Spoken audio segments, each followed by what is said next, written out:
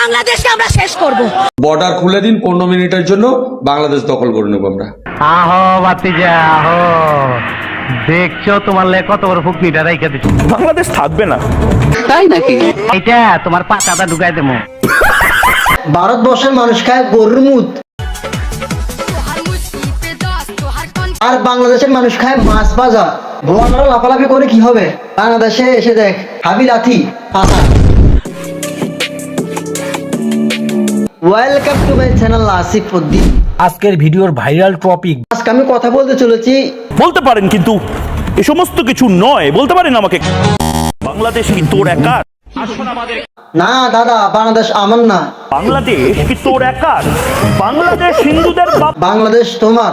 আসো বর্ডার খুলে দিন 15 মিনিটের জন্য, বাংলাদেশ দখল করে নেব আমরা। ওরে বাবুরে, ভয় পাইছি।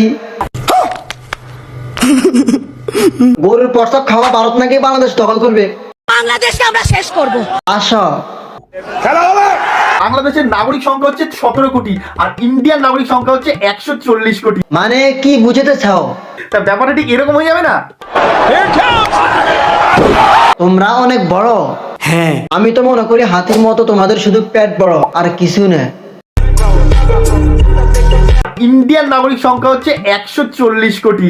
দেহ দিয়ে যদি নিজেকে বড় প্রমাণ করা যায়, তাহলে বন রাজা সিংহ না হাতি হতো।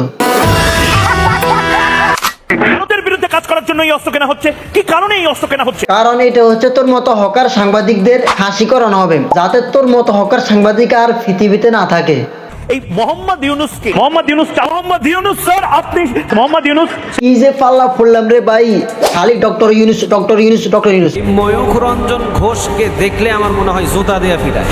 চুলকানি বিচি পাসরা। এই হকার সাংবাদিক ডক্টর ইউনূসকে নিয়ে পড়ে থাকে কেন? আমার তো মাথায় ধরে না। আমি দেখতে পাচ্ছি বাংলাদেশ, আপনারা আমরা কেউ কি দেখতে পাচ্ছি বাংলাদেশ? এখন আমার মনে হচ্ছে ডক্টর ইউনূসকে প্রধান উপদেষ্টা থেকে সরিয়ে এই হকার সাংবাদিককে বাংলাদেশের প্রধান উপদেষ্টা বানানো হোক। কারণ এই হকার সাংবাদিক বাংলাদেশকে নিয়ে যতটা চিন্তা করে, ততটা চিন্তা ডক্টর ইউনূসও করে না।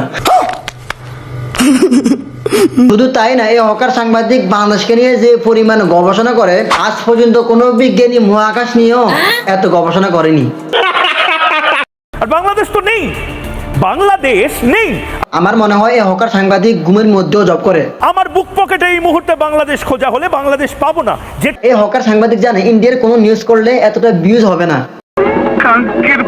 শুধুমাত্র ভিউজ পাওয়ার জন্য বাংলাদেশ নিয়ে পড়ে থাকে। এগুলো করা উচিত নয়। আমি যদি এই চ্যানেলের পপুলার ভিডিওতে আসি, দেখেন মানে বাংলাদেশ নিয়ে ভিডিও করলে ভাইরাল, বাংলাদেশকে নিয়ে মিথ্যা নিউজ করে এখন সে তার সংসার চালায়। বাংলাদেশিরা তারা হয়তো খেতে পারবে না কিছুদিন পরে, বলে বাংলাদেশ নাকি খেতে পারে না। বাংলাদেশ থাকবে না। বাংলাদেশ না থাকলে তোমার সংসার কিভাবে চলবে? একটা একটা করে ইন্ডিয়ানকে ধরে লাথি মেরে ইন্ডিয়ার সীমান্তে ঢুকাই দিয়ে আসতে হবে।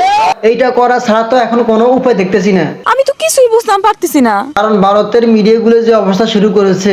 আমি লজ্জিত যে এই ধরনের কথাবার্তা আমাদের দেশের মিডিয়া বলে।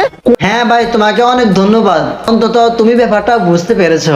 কোনো তথ্য প্রমাণ ছাড়া বাংলাদেশ সম্পর্কে মিথ্যে কথা বলে চলেছে। মলম বিক্রেতাই যখন সাংবাদিক হয়, একটা রোগের মলম বিক্রি করে থাকে, রোগটার নাম হচ্ছে ভাই চুলকানি। তখন তো তাই হবে, তাই না? পরের জায়গা পরের জমিন ঘর বানাইয়া আমি রই, আমি তো সে ঘরের মালিক নই। হ্যাঁ, আসলেও ঠিক। তুই তো কোনো ঘরের মালিক ন, তুই তো হলি একটা বাদাইম না। তো আজকের ভিডিওটা এ পর্যন্ত। সবার কাছে কেমন লেগেছে সবাই কমেন্টে বলবেন। সবাই ভালো থাকবেন। Thanks for watching. আল্লাহ হাফেজ। আসসালামু আলাইকুম।